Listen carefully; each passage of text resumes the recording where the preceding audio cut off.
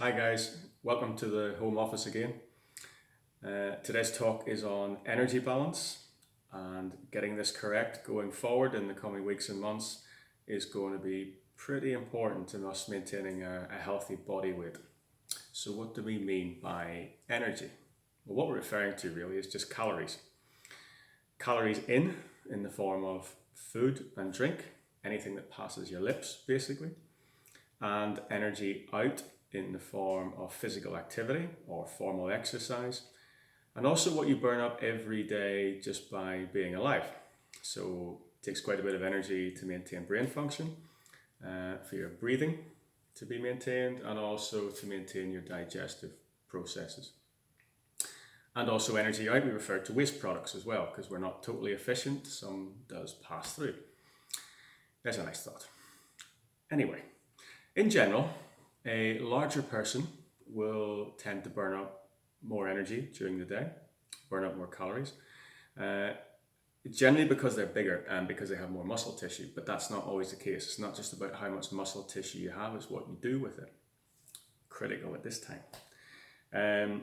And you'll also burn up a certain amount of energy in your daily routine. And that's obviously taken quite of a change and a hit for many of us at the minute.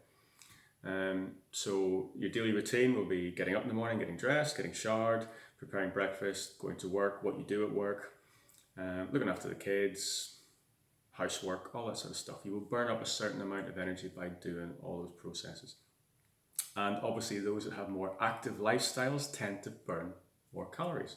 And usually they have more success in maintaining healthy body weight. A bit like a seesaw, really.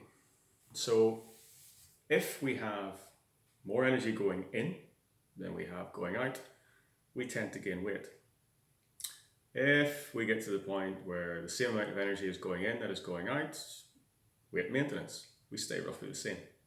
Probably small fluctuations up and down depending on the time of year or what's going on.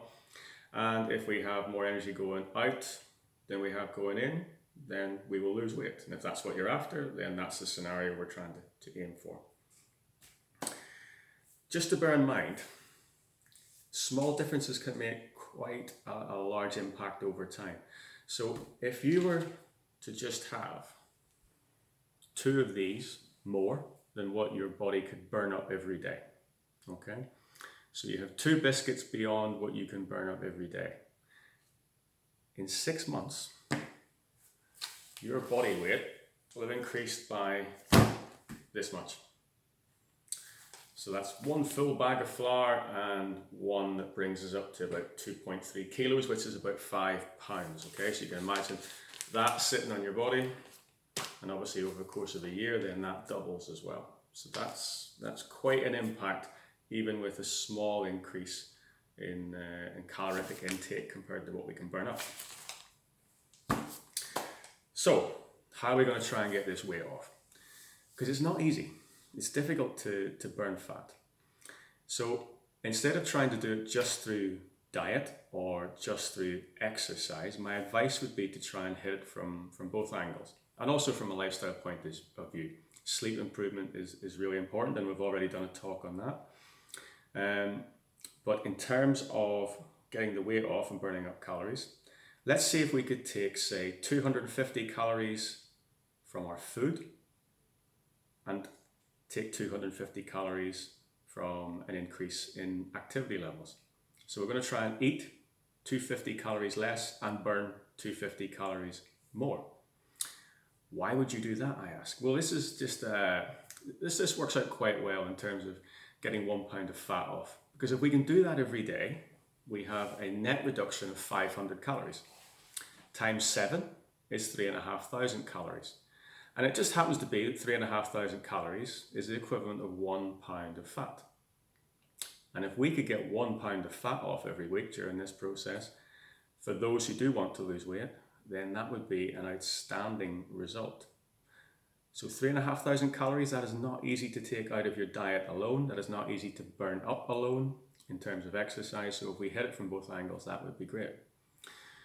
Now I can hear you saying, what does 250 calories look like, Rob, in terms of food and in terms of exercise? Well, let's say, for example, you liked your ice cream Now I'm just talking about the basic ice cream, not Haagen-Dazs or Ben & Jerry's or any of that stuff that is very, very nice, but is very high in calories. So let's say your standard vanilla from many of the big suppliers. That's about 2 scoops to get 250 calories out. A couple of shortbread fingers, that would take 250 calories out. 2 small bags of crisps. Walkers, if you're watching, we're a charity, we could do with a bit of help. So these are not the big grab bags, okay? We're talking about 2 small bags, that's about 250 calories. Bar of chocolate. Now we're just talking about the small bar of chocolate. I did find one. Now, we probably think of this as a bar of chocolate, but what I want you to do is think of probably about half of that. So a normal bar of chocolate. The sort of bar of chocolate we would have bought when we were younger. That's about 250 calories. A glass of wine.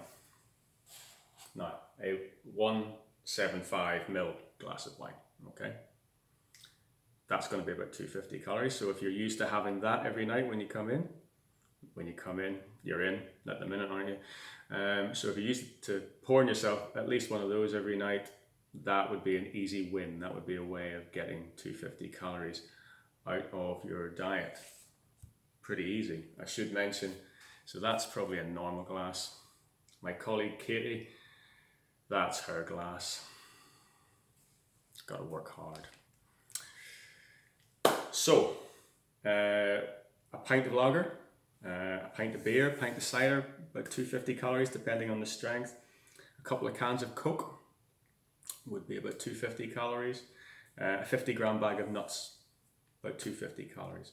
So I'm using treat type foods as an example of how you can take some things out relatively easy. What we also need to do though is think about how we're going to burn up an extra 250 calories if possible. So what does 250 calories look like when we're exercising or we're being active? Ironing, about 90 minutes. Walking, pretty briskly, probably about 45 minutes.